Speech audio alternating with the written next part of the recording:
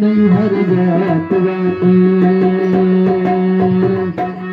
भैया ना पिसाई किताबा नहीं हर जात वानी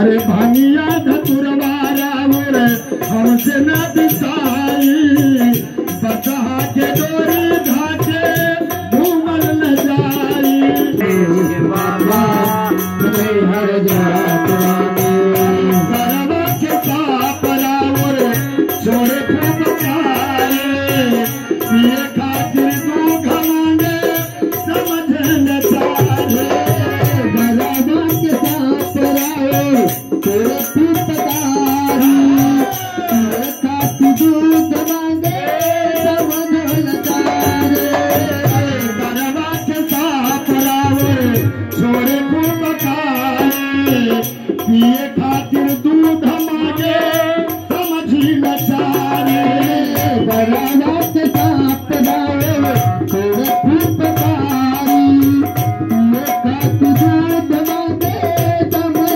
लचारे टिकरा के संभारी हम गरीब के पापा। हे महाराज या बोला बोला काशी विश्वनाथ भगवान की जय। आवाज बिल्डिंग के बाहर जानी चाहिए। बोलो त्र्यंबकेश्वर भगवान की जय। अब वहाँ झगड़ा करे होता खूब करत जाते और भगवान के जय बोले में इतना कष्ट। बोलो भीमशंकर भगवान की जय। अरे के करा के संहारी है गणेश बाबा की हर के करा के संहारी हो गणेश बाबा की हर बात वाली